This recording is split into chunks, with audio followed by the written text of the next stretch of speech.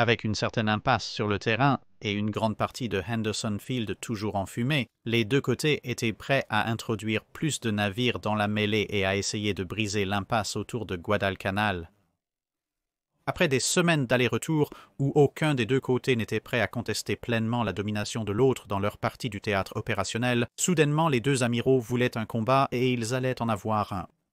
La hiérarchie de commandement japonaise était largement inchangée depuis la bataille des Salomon orientales avec l'amiral Yamamoto dirigeant les vice-amiraux Kondo et Nagumo pour emmener une bonne partie de la marine japonaise survivante dans la bataille, ainsi que des amiraux subordonnés tels que Kurita et Abe qui avaient ou allaient jouer un rôle important dans un certain nombre d'autres engagements pendant la guerre. Aux États-Unis, la situation différait quelque peu. L'amiral Halsey était maintenant au commandement général et dirigeait l'amiral Thomas Kinkaid dans le combat. Kinkaid avait été au Salomon oriental, servant sous l'amiral Fletcher, mais Fletcher et Gormley, que Halsey avait remplacés, avaient été réaffectés à ce stade, et Kinkaid occupait maintenant la position que Fletcher avait occupée au Salomon oriental pour l'engagement à venir.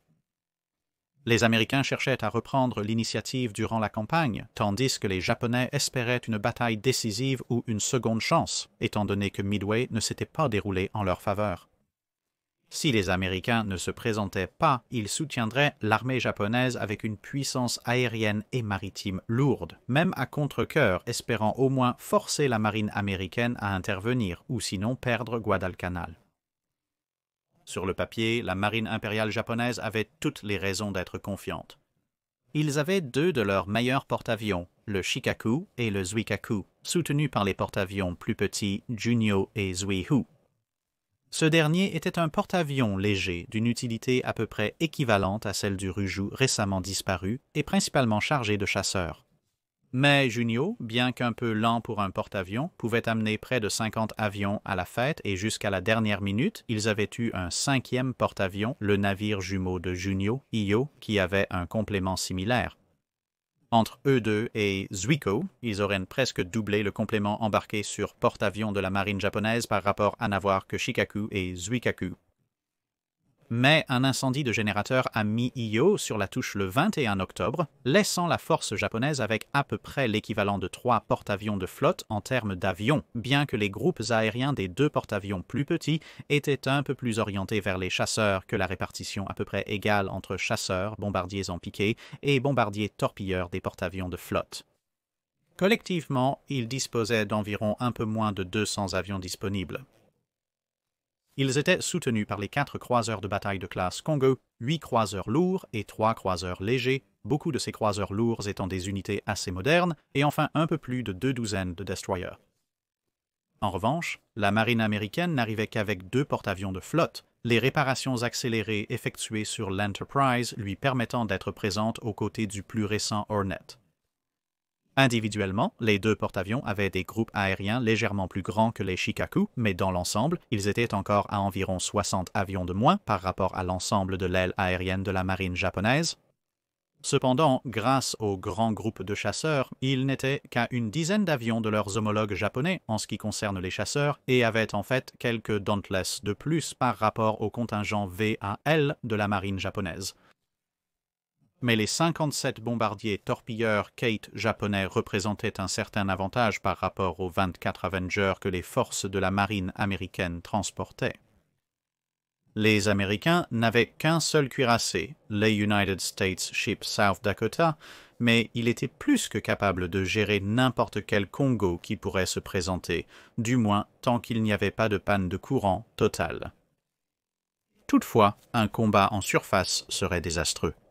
Non seulement le South Dakota était en infériorité numérique de 4 contre 1, mais la ligne de croiseurs de la marine américaine se composait de 3 anciens croiseurs lourds et de 3 croiseurs légers de classe Atlanta, ainsi que d'une douzaine de destroyers complétant la force. Le cuirassé Washington et une force d'escorte lourde étaient également dans le théâtre, mais trop éloignés pour être utiles dans cet engagement particulier. Mais d'un autre côté, certains des avions du champ de Henderson avaient survécu et certaines réparations du terrain d'aviation avaient été effectuées, et une importante attaque terrestre de l'armée japonaise commençant le 20 octobre n'a pas réussi à prendre le vital aérodrome. Cela a permis à la force aérienne Cactus d'infliger des dégâts à l'avancée japonaise en coulant le croiseur léger Yura. Comme l'armée avait dit aux Japonais qu'ils avaient en fait capturé l'aérodrome, cette petite omission n'a pas vraiment amélioré les relations entre la marine japonaise et l'armée japonaise, bien qu'à vrai dire, il n'y avait pas beaucoup de ponts à brûler à ce stade. Les forces navales japonaises étaient divisées en trois. Junyo et environ la moitié des forces de surface étaient dans un groupe, les trois autres porte-avions et leur escorte dans un deuxième groupe, et le reste des forces de surface lourdes dans un troisième groupe, avec l'amiral Kondo au commandement général. L'organisation américaine était plus simplifiée. 2 forces opérationnelles, chacune centrée sur un porte-avions naviguant à proximité relative, avec le South Dakota faisant partie de l'écran de flotte de l'Enterprise. La bataille a presque commencé le 25 octobre, lorsqu'un Catalina, cet hydravion toujours polyvalent, a repéré la principale force de porte-avions japonais, mais ils étaient juste hors de portée de frappe américaine. Les porte-avions américains se sont dûment rapprochés et ont lancé une vingtaine d'avions. Mais les Japonais savaient qu'ils ne savaient pas où se trouvaient les porte-avions américains, et ils se sont donc retirés vers le nord, augmentant à nouveau la distance et refusant toute bataille ce jour-là. Cela aurait donc pour conséquence une légère diminution du groupe aérien de l'Enterprise, les pilotes étant contraints de rentrer après la tombée de la nuit, perdant 8 avions et 2 pilotes lors d'amérissage ou d'atterrissage difficiles. Cependant, confiants de pouvoir attraper les Américains maintenant qu'ils savaient à peu près où ils se trouvaient, les Japonais ont fait demi-tour aux petites heures du matin suivant et se sont dirigés à nouveau vers le sud, les deux parties se rapprochant jusqu'à ce qu'elles soient bien à l'intérieur de la portée de frappe des avions de l'autre. L'aube a vu des avions de reconnaissance s'élever dans le ciel des deux côtés et à environ 10 minutes d'intervalle, les éclaireurs respectifs ont signalé la position de grandes parties de la flotte ennemie. C'était alors une course pour faire décoller les avions de frappe et les envoyer en mission. Les Catalinas avaient de repérer les formations japonaises bien plus tôt, grâce au radar, mais leurs rapports ont tellement tardé à atteindre Kinkaid que lorsqu'ils sont arrivés, il les a considérés comme inutiles car les forces japonaises seraient sûrement dans des positions différentes au moment où ils pourraient lire le rapport et agir en conséquence. Les Japonais ont remporté la course des avions de frappe avec une force de frappe équilibrée de 64 avions en l'air et en route moins d'une heure après la réception du rapport de reconnaissance, aidés par le fait qu'ils naviguaient vers le sud-est face au vent, alors que les porte-avions américains venant dans l'autre sens ont dû faire demi-tour brièvement pour lancer leurs propres avions. Mais ce serait la marine américaine qui frapperait en premier. L'utilisation de Scout-Bomber Douglas, 3 Dauntless, comme éclaireurs signifiait qu'ils pouvaient également initier leur propre petite frappe, et cela signifiait que lorsque 2 de ces avions ont trouvé Zuho, juste au moment où la force de frappe de la marine japonaise s'éloignait, à l'ombre de Midway, la patrouille aérienne de combat japonaise a été distraite par d'autres avions américains, également des éclaireurs, et les 2 avions nouvellement arrivés ont réussi à marquer au moins un coup significatif avec leurs bombes de 227 kg.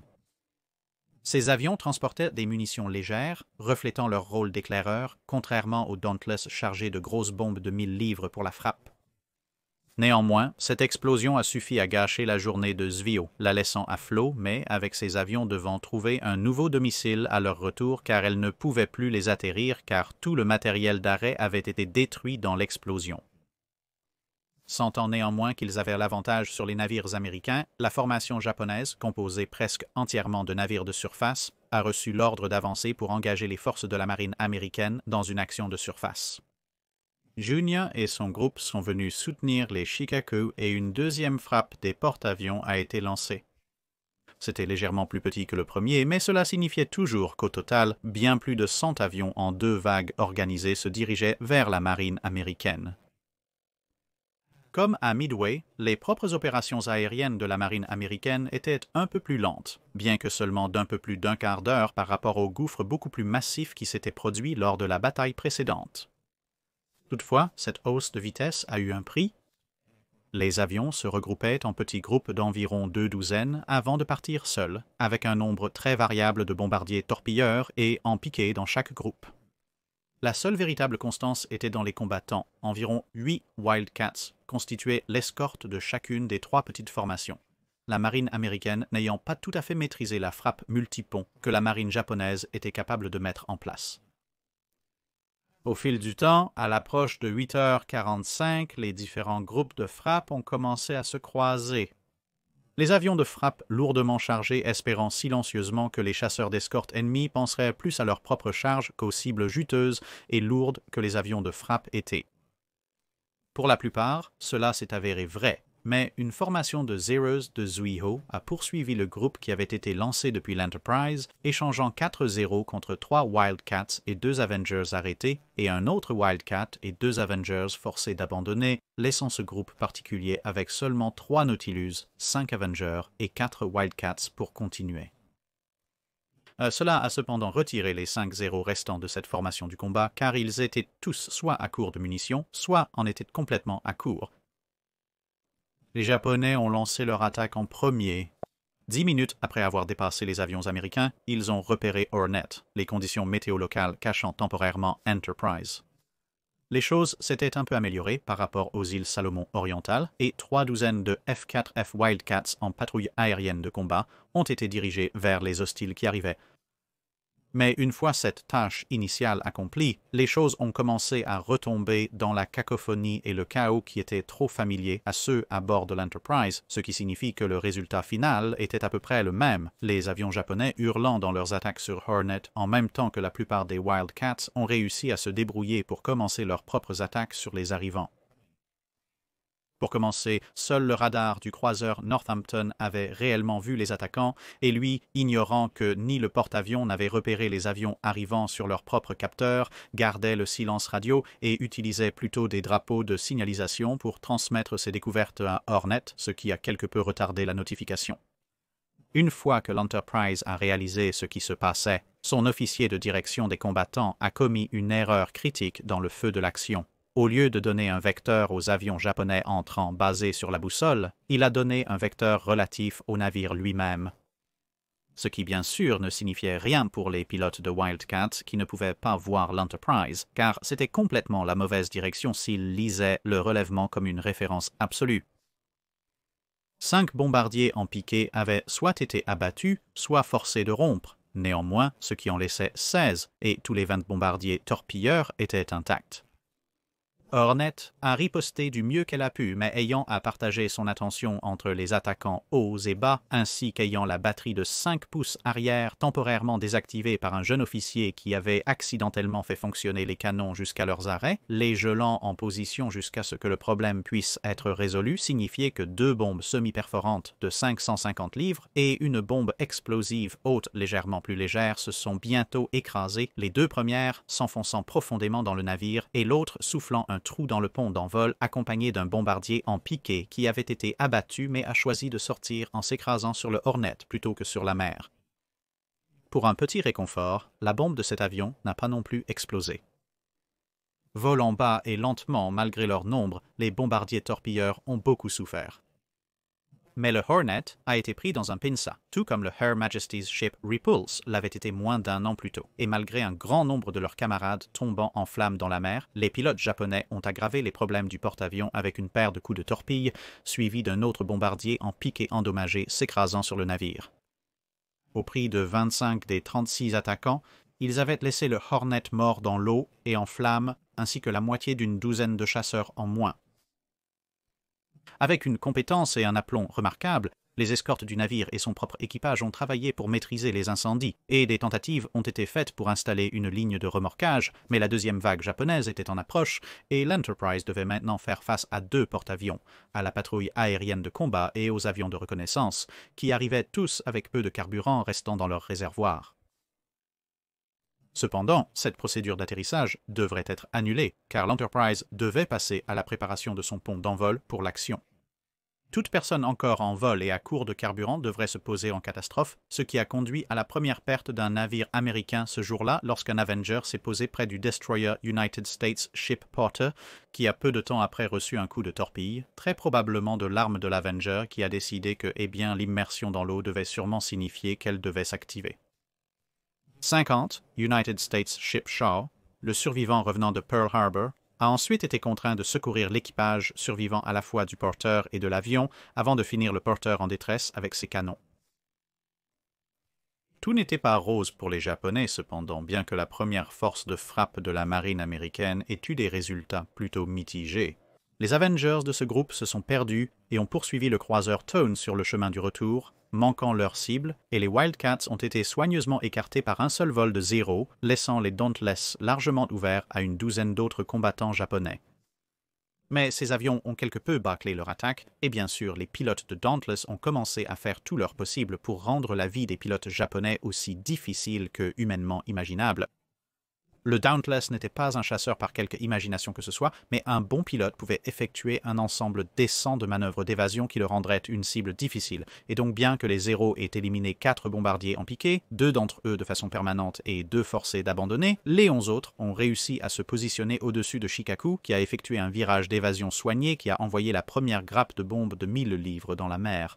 Mais ici, la nature légèrement désorganisée de l'assaut américain a en fait joué en leur faveur, car les quelques bombardiers en piqué suivants ont initié leur propre plongée juste assez longtemps après le premier avion pour voir et corriger cette action d'évasion, ce qui leur a permis de marquer de nombreux coups de bombe causant de lourds dégâts et laissant Shikaku en flammes et comme Zuiho incapable d'opérer des avions. Malheureusement, cette opportunité en or est passée inaperçue car ce qui restait de la deuxième formation américaine ainsi que l'ensemble de la troisième formation ont complètement manqué les porte-avions, se dirigeant plutôt vers les croiseurs Suzuya et Chikuma, réussissant un total de 3 bombes et un coup de torpille sur le Chikuma et le forçant à se retirer avec de lourds dégâts. De retour à la flotte américaine, un avion japonais sortant de la première vague a repéré l'Enterprise émergeant de l'école de pluie qui l'avait caché et a indiqué à la deuxième vague où le trouver. À ce stade, le Hornet était toujours en feu et semblait être fini, donc ces nouveaux avions se sont lancés à la poursuite de l'Enterprise. La patrouille aérienne de combat a été dirigée une fois de plus, mais n'a pu entrer en action qu'au début des attaques. Maintenant familiarisés avec ce scénario particulier, l'Enterprise et ses escortes ont opposé une résistance furieuse, mais plusieurs bombes semi-perforantes ont tout de même frappé le porte-avions, coûtant au total 12 des 19 attaquants, 10 d'entre eux abattus sur place et 2 autres forcés d'abandonner plus tard en raison des dégâts, puis les bombardiers torpilleurs sont arrivés. Mais contrairement à ceux qui avaient porté un coup si lourd à Hornet, ceux-ci ont réparti leur attention entre l'Enterprise, le South Dakota, le Portland et le destroyer plutôt déconcerté United States Ship Smith, qui a reçu un Kate endommagé et sa torpille en plein visage pour ses ennuis. Les Wildcats ont également réussi à faire leurs interceptions en un temps quelque peu meilleur, et au total, seuls 5 des 16 avions torpilleurs ont survécu, et contrairement à leurs compatriotes précédents, ce taux de pertes horribles n'a pas grand-chose à montrer. Autre que le Smith en flammes qui a néanmoins évité de devenir le deuxième navire à couler en poursuivant le South Dakota à toute vitesse et en s'immergeant dans les grandes nappes d'eau que le cuirassé soulevait, éteignant la plupart des incendies à bord. L'équipage de l'Enterprise, épargné par les coups de torpille, a réussi à maîtriser les incendies à bord et a repris l'atterrissage des avions, seulement pour être contraint de l'annuler à nouveau avant l'heure du déjeuner alors qu'une troisième vague d'avions japonais apparaissait maintenant. Ces derniers venaient du Junyo, qui s'était rapproché pour lancer ses bombardiers en piqué, bien que ceux-ci se soient à nouveau séparés, ne causant qu'un quasi-missile légèrement dommageable à l'Enterprise, un coup sur le South Dakota, plus un autre sur le United States Ship San Juan, les 17 bombardiers en piqué perdant 8 de leurs membres en échange dans le combat, avec 3 autres trop gravement endommagés pour se rétablir à l'autre bout. Bien que les Japonais aient payé un prix exceptionnellement élevé en avions, la marine américaine était maintenant sans aucune capacité de porte-avions significative.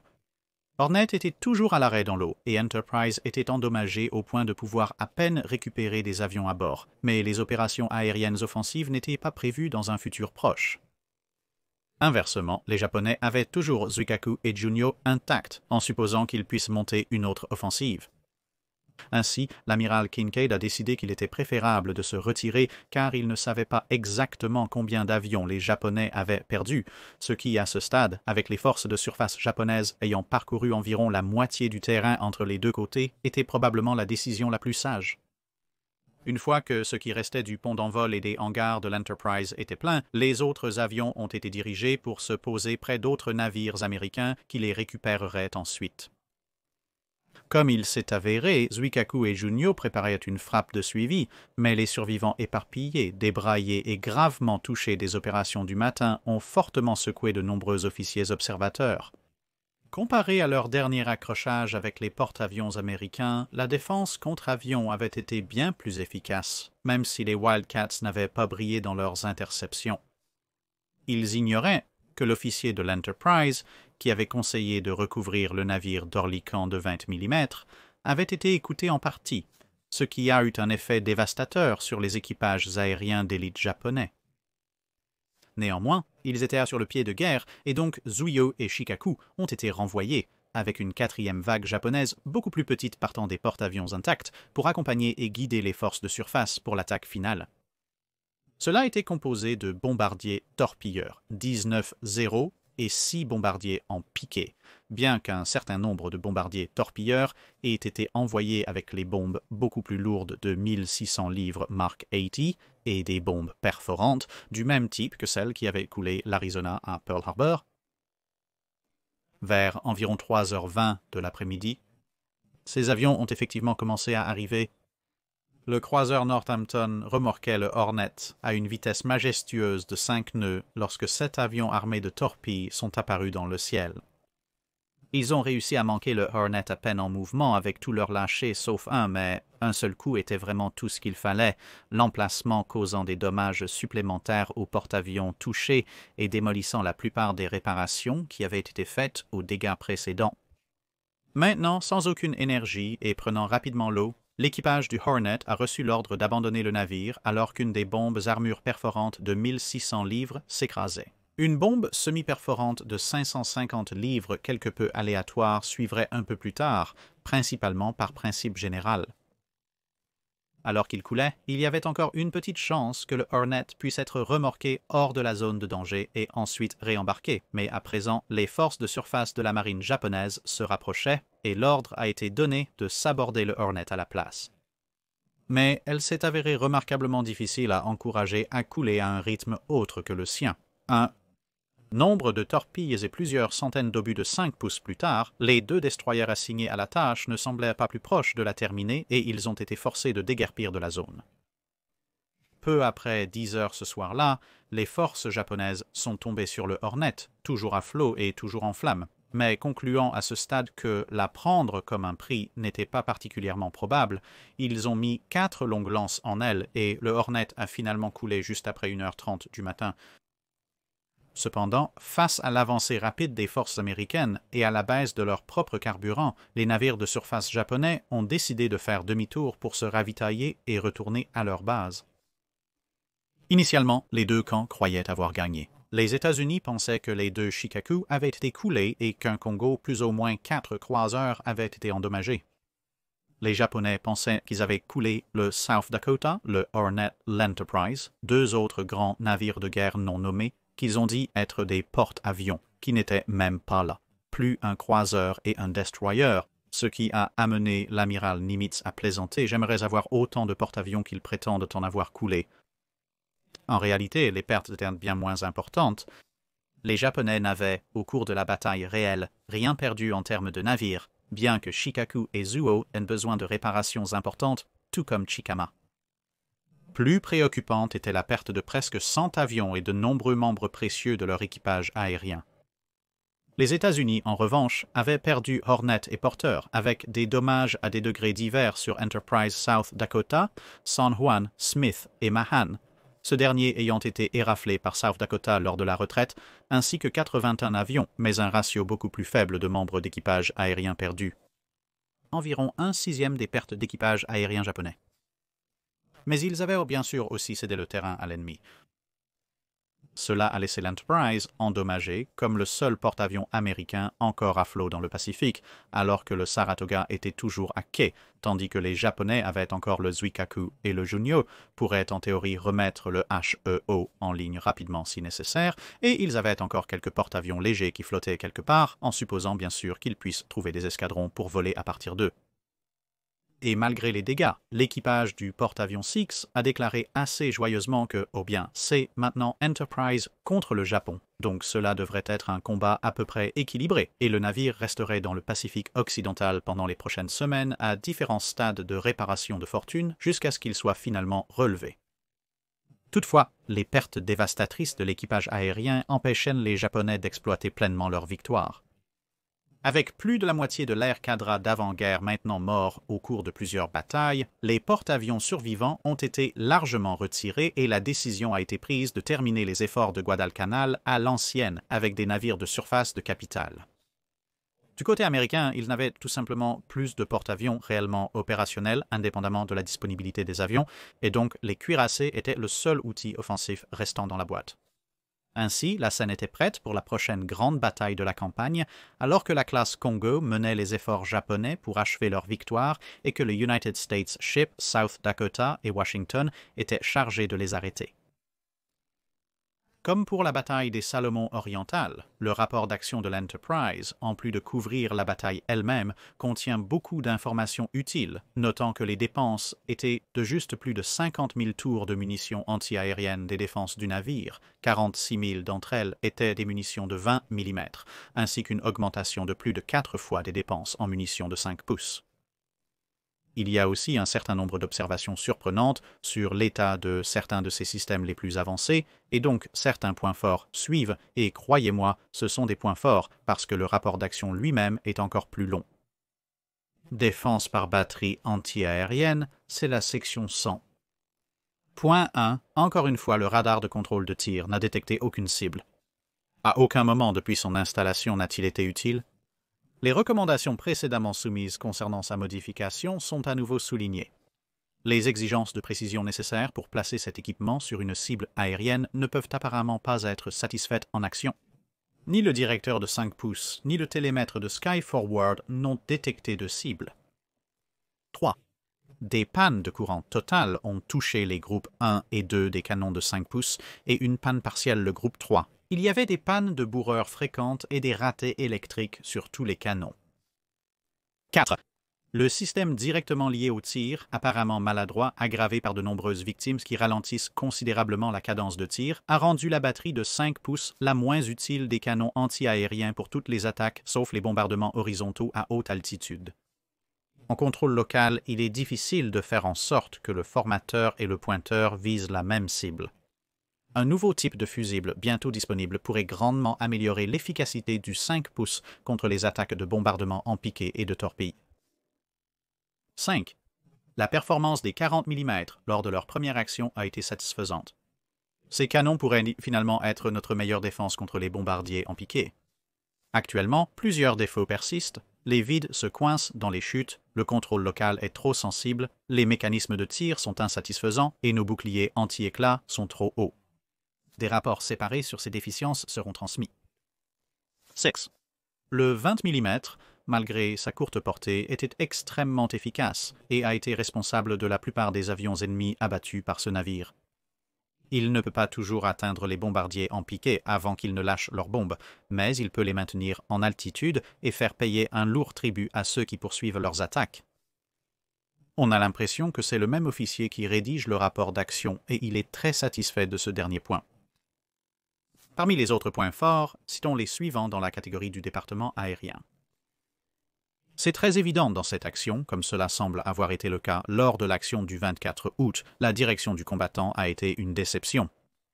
Des erreurs de jugement de la part de l'officier directeur des combattants ont sans aucun doute été commises, la plus apparente étant le positionnement des combattants à des altitudes généralement trop basses et l'utilisation fréquente de relèvements relatifs qui, dans les circonstances, n'avaient aucun sens pour les pilotes en l'air.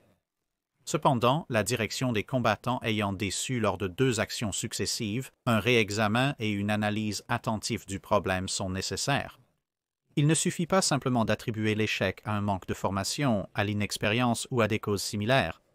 Il est un fait que lorsque le problème est simple, c'est-à-dire lorsqu'un groupe doit être intercepté, peu de difficultés sont rencontrées pour effectuer une interception.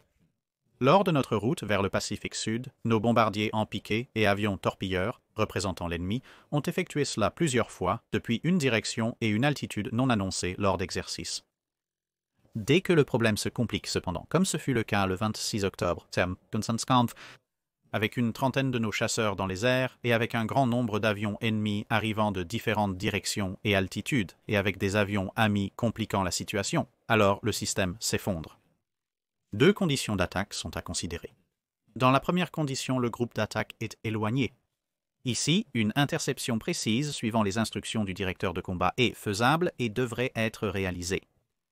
Dans la deuxième condition, le groupe d'attaque est arrivé à proximité immédiate de notre formation et s'est probablement séparé en groupes à diverses positions et altitudes. Dans le deuxième cas, la multiplicité des avions, la quantité de trafic radio qui doit passer par les ondes et les nombreux rapports radars reçus sur les avions amis compliquent tellement l'image qu'il se peut que le problème ne soit pas résolvable si nous essayons de donner des instructions détaillées à tous les combattants. Il est possible dans ce dernier cas un plan selon lequel la patrouille de combat est stationnée dans des localités définies et à des altitudes sélectionnées où le directeur de combat donne des informations générales et entreprend une interception détaillée uniquement en cas de grands groupes ou dans des cas spéciaux. Le positionnement des combattants en termes d'emplacement et d'altitude doit être étudié avec la plus grande attention. Les porte-avions en service doivent continuer à s'efforcer d'améliorer leur direction de combat et résoudre efficacement le problème. La permanence du personnel est importante et a fait défaut par le passé. Cela peut être corrigé. De plus, il y a de bonnes raisons de croire que l'état matériel du radar sur Enterprise a été amélioré. Cependant, une doctrine solide est urgemment nécessaire. On ne peut y parvenir qu'après de nombreux essais et expériences. Par conséquent, c'est un problème dont la solution peut très bien être entreprise simultanément par les groupes de remplacement de porte-avions, à la fois comme formation pour eux-mêmes et pour les officiers directeurs de chasseurs, et afin de formuler une doctrine. Ces essais, même s'ils commencent à une échelle modeste, doivent aboutir à des exercices à grande échelle où un très grand nombre de chasseurs est employé et où un certain nombre d'avions d'attaque de l'ordre de 2 ou plusieurs groupes de porte-avions sont amenés de différentes directions à différentes altitudes et en plusieurs groupes. La durée des attaques devrait être variée. Ainsi, on simule une condition telle qu'on peut s'attendre à la rencontrer dans un engagement à grande échelle comme celui des îles Santa Cruz. Les remarques de l'officier commandant le VF-10 concernant les déficiences des hélices électriques et des réservoirs d'ailes auxiliaires sont fortement approuvées. Compte tenu du fait que presque toutes les missions de chasse nécessitent le réservoir auxiliaire, il est plutôt décourageant d'avoir des réservoirs qui ne peuvent être utilisés qu'une seule fois, comme le prévoient apparemment les spécifications de ce réservoir particulier. Dans de telles circonstances, il est presque impossible pour le navire d'être sûr d'en avoir assez. Les groupes aériens doivent maîtriser la procédure d'atterrissage de nuit. Les pilotes devraient être qualifiés à bord ou, à tout le moins, vérifiés par un officier de signalisation qualifié lors des atterrissages de nuit sur porte-avions. Cette vérification devrait inclure la procédure complète requise lorsqu'un groupe revient à un porte-avions après la tombée de la nuit. Les atterrissages de nuit du 25 octobre, surtout entre le crépuscule et le lever de la Lune, ont été décevants lorsqu'ils sont devenus nécessaires.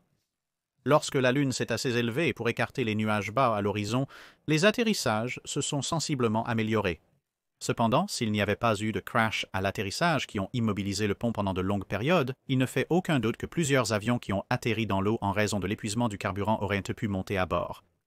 De plus, une telle formation nocturne devrait inclure, outre les atterrissages et décollages, un entraînement poussé avec des armes sur les différents escadrons des porte-avions. Bien que le bombardement nocturne ne soit généralement pas réalisable à l'heure actuelle, il est certain que les opérations nocturnes pour les avions de combat et les avions torpilleurs, utilisant des avions radars pour localiser l'ennemi, seraient très utiles. Une attaque de mitraillage sur un porte-avions chargé d'avions la nuit par un avion de chasse pourrait paralyser le groupe aérien et les incendies résultants pourraient mettre le porte-avions hors d'action. Les limitations des avions torpilleurs, souvent exposées dans les rapports précédents, ont été à nouveau largement démontrés. Malgré l'attaque habile et déterminée d'une escadrille d'environ 18 avions torpilleurs ennemis contre l'Enterprise, seuls 9 pilotes ont atteint un point de largage approprié sans impact enregistré. L'effet de harcèlement sur les pilotes japonais du feu extrêmement lourd et précis de la force opérationnelle combinée et les manœuvres du navire pour peigner les sillages des torpilles lancées ont été les facteurs primordiaux pour annuler l'attaque. Les résultats des attaques de nos propres avions torpilleurs, bien que non nuls, ont été décevants. Il a été prouvé à maintes reprises que la probabilité de succès d'une attaque d'avions torpilleurs en bonne visibilité contre une formation correctement défendue par des chasseurs et des tirs anti-aériens est faible et démesurée par rapport aux pertes en avions et en hommes. La conclusion est évidente que, en l'état actuel de l'art, les opérations d'avions torpilleurs devraient, si possible, être limité à des attaques effectuées dans des conditions de faible visibilité ou lors d'opérations de nettoyage après que la puissance défensive de la formation ennemie a été réduite. Ainsi limité, l'avion torpilleur n'est pas aussi précieux, avion pour avion, dans les opérations de jour que le bombardier en piqué. Il est donc recommandé que, pour le moment, les groupes aériens de nos grands porte-avions n'incluent pas plus de 12 avions torpilleurs. L'efficacité maximale des avions torpilleurs ne sera atteinte que lorsque le personnel de l'escadron sera entièrement formé et les appareils équipés pour toutes les opérations de nuit. Nous ne devrions pas abandonner leur utilisation sur porte-avions, ils ont été décisifs dans l'attaque du Hornet. Beaucoup de nos chasseurs ont épuisé leurs munitions bien avant la fin des attaques par les avions ennemis et ont été contraints de rester impuissants à regarder pendant que les porte-avions étaient attaqués. La réserve de munitions du F4F4 de 240 cartouches par canon est totalement insuffisante. Comme on peut le voir dans le rapport de l'escadron de chasseurs d'X, la préférence des pilotes de VF pour une installation à 4 canons avec au moins 400 cartouches par canon est pratiquement unanime et forte. Il est recommandé de prendre des mesures dès que possible pour introduire l'installation à 4 canons dans la nouvelle production de F4F4. Et enfin, dans cette section, lors de la préparation d'une mission d'attaque contre les porte-avions ennemis, il a été d'usage d'utiliser un fusible à retard de 0,1 seconde dans le nez et la queue des bombes de démolition de 1500 livres. On peut s'attendre à ce que la vitesse d'impact d'une bombe lourde larguée lors d'une attaque en piqué soit de l'ordre de 600 pieds par seconde. Avec le retard de fusible de 0,01 seconde, l'explosion se produit environ 6 pieds sous le point d'impact initial. On s'attend normalement à ce qu'une bombe ainsi déclenchée frappant le pont d'envol d'un porte-avions japonais détonne à environ 6 pieds sous le plafond du hangar, une zone particulièrement bien ventilée. Un trou significatif dans le pont d'envol en résultera, mais il peut être facilement comblé. Un raté de peu d'une bombe ainsi déclenchée détonnera à environ 5 pieds sous la surface de l'eau, assez profond pour étouffer les fragments, mais pas assez profond pour un bon effet de minage. Ainsi, avec notre politique actuelle de fusion des bombes, il y a peu de chances qu'une de nos bombes atteigne une zone vraiment vitale dans un porte-avions ennemi, comme les salles de feu, les salles des machines, les magasins ou les zones de stockage d'essence. Nos bombes seront temporairement incapacitantes et pourraient déclencher des incendies qui pourraient devenir incontrôlables, mais il n'est pas raisonnable de s'attendre à ce qu'un petit nombre de bombes mette hors d'état ou arrête un porte-avions ennemi. Ce sujet a fait l'objet d'une réflexion approfondie et il est recommandé que les bombes d'environ 20 à 30% des bombardiers en piqué attaquants soient équipées de fusées instantanées pour un effet maximal contre les canons anti-aériens, les équipages et les avions sur le pont et que les bombes des avions restants soient équipées de fusées ayant un retard de 0,08 ou 0,1 seconde afin d'atteindre les zones vitales du navire en cas de coup direct ou d'obtenir un meilleur effet de minage en cas de manquement de peu. La section sur l'artillerie mentionne ce qui suit. Les informations obtenues à partir des radars de recherche n'étaient pas suffisantes pour guider le radar FD dessus. Il est fortement recommandé qu'à chaque occasion, un groupe soit suivi sans IFF et avec interception de chasseurs, en d'autres termes, aussi réalistement que possible pour la formation des opérations de radar de directeur de tir. Le radar de directeur de tir est presque inutile pour la recherche et ne peut pas capter la cible à moins d'être guidé par des informations précises et rapides du radar de recherche. Le radar de directeur de tir ne peut pas capter l'IF actuel et cela ajoute grandement au problème. Avec des chasseurs amis et des attaquants ennemis dans les mêmes gammes, le radar du directeur de tir ne peut pas distinguer les deux. On croit qu'avec une coordination appropriée entre les radars de recherche et le directeur de tir avec de la pratique, les canons de 5 pouces peuvent ouvrir le feu sur les avions avant qu'ils ne puissent être vus et bien avant qu'ils n'atteignent leur point de plongée ou leur point de largage de bombe. On pense que les canons de 5 pouces des navires d'écran pourraient être mieux employés pour tirer sur les avions ennemis qui ne se sont pas encore lancés dans leur plongée. Leur problème à ce sujet est le même que le nôtre. Le tir de 5 pouces sur les avions en plongée, autre qu'un barrage tiré par un navire attaqué, est inefficace, mais il devrait être possible de les toucher avant qu'ils ne commencent leur plongée. Tous les navires de soutien doivent diriger leur tir de 5 pouces conformément. Les canons de 5 pouces devraient être équipés d'un contrôle à un seul homme, soit un directeur MK51 ou un joystick comme celui des 40 mm contre les bombardiers en piqué. Le canon de 5 pouces peut toucher, mais il est très difficile de mettre le pointeur et le formateur sur le même plan. C'est important et doit être fait si nous voulons arrêter les bombardiers en piqué avant qu'ils ne lâchent leurs bombes. Chaque groupe de canons de 5 pouces devrait disposer de sa propre alimentation auxiliaire, même si elle ne suffit qu'à alimenter le bélier. Il est entendu que de petits générateurs diesel qui seraient appropriés sont disponibles. Nous avons perdu de l'énergie sur certains canons de 5 pouces à chaque action. La perte de puissance sur le bélier réduit le taux de tir de moitié et rendra le canon inutile contre les bombardiers horizontaux, car le temps mort devient imprévisible.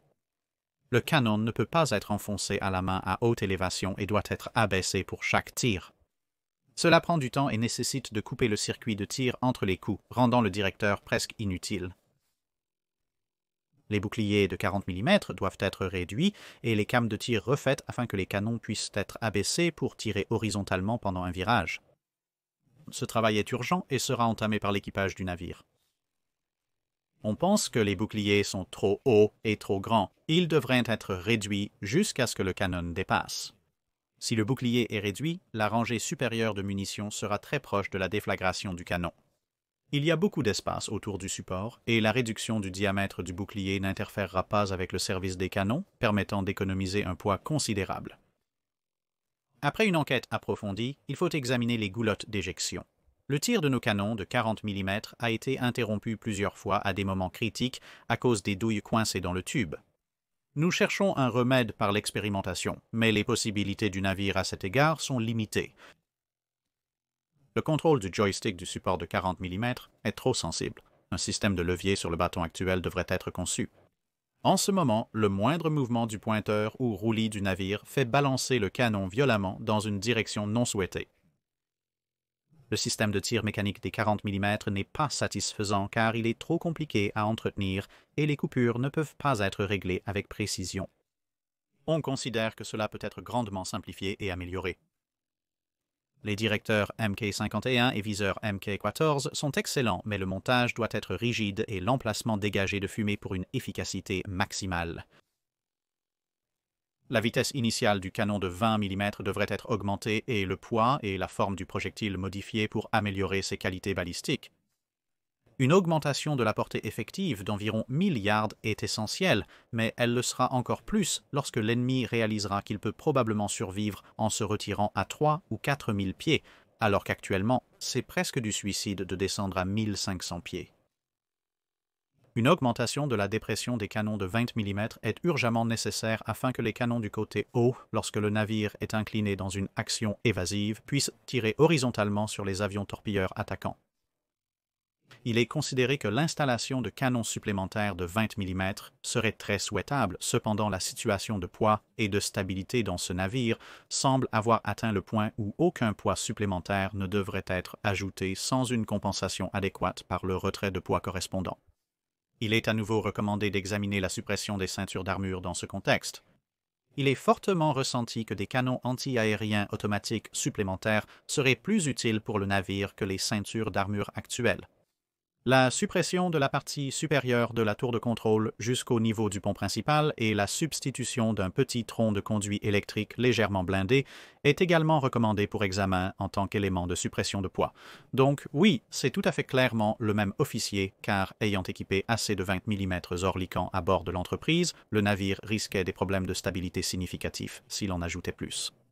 Il recommande maintenant que chaque poids supplémentaire jusqu'à et y compris le bras de la ceinture du porte-avions soit retiré afin qu'il puisse avoir encore plus de canons de 20 mm. J'aime vraiment ce gars. Et enfin, j'ai choisi 2 observations dans la section des observations générales. Les avantages d'exploiter 2 porte-avions à proximité lors d'opérations dans des zones à risque d'attaque aérienne sont nombreux. Un porte-avions isolé, dans ces conditions, obligé d'effectuer des missions matinales et vespérales, des patrouilles de combat et aériennes, risque de ne pouvoir frapper que peu et de subir un affaiblissement de sa force aérienne dû à l'épuisement du personnel et du matériel sur le long terme. Si, bien sûr, un parapluie aérien est fourni par d'autres sources et s'il est fiable, alors le tableau change.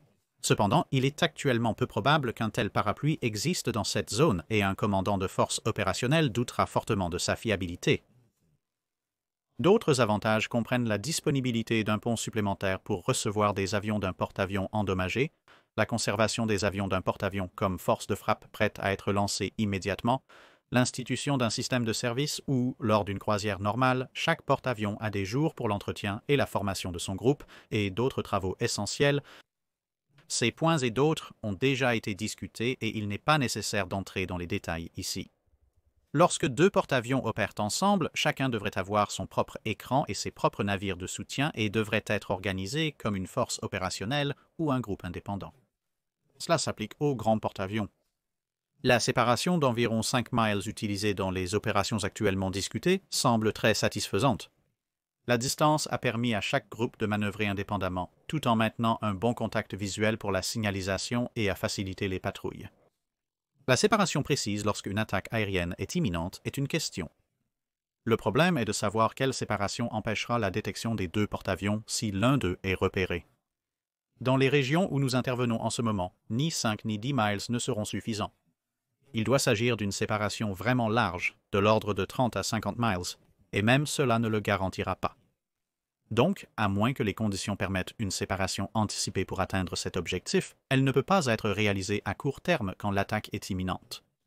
Nous devons faire notre choix en fonction des conditions présentes et susceptibles d'être rencontrées, en pesant les avantages d'une opération rapprochée, telle que la facilité de contrôle et de communication, l'économie d'efforts dans les patrouilles aériennes, et la protection de surface contre les sous-marins, et contre l'assurance contre la découverte résultant d'une séparation relativement large. Encore une fois, la couverture aérienne de la zone à prévoir, à partir de sources autres que les porte-avions, est un facteur important. Certaines leçons de l'engagement précédent des îles Salomon de l'Est étaient encore présentes, d'autres avaient été améliorées, mais il restait du travail à faire. De nouvelles étaient en cours d'identification et certains problèmes avaient été résolus. L'officier, qui voulait désespérément chaque Oerlikon de 20 mm sur la planète à bord de l'Enterprise, est bien sûr à recommander et à féliciter, mais cela montre bien à quel point la marine américaine était encore en phase d'apprentissage. Ils avaient Coral Sea, Midway, les îles Salomon de l'Est et maintenant Santa Cruz à leur actif, et après 4 batailles de porte-avions et la perte ou la mise hors service de presque tous leurs porte-avions, il restait encore un long chemin à parcourir avant que les formations de porte-avions de la marine américaine, que nous connaissons mieux de la dernière partie de la guerre du Pacifique, ne soient vraiment aussi efficaces que nous le pensons. Mais ce n'était pas à cause d'un manque de ces rapports qui arrivait. Le mois prochain, nous verrons ce qui se passe lorsque vous n'avez plus de porte-avions et que vous devez y aller avec seulement les gros frappeurs.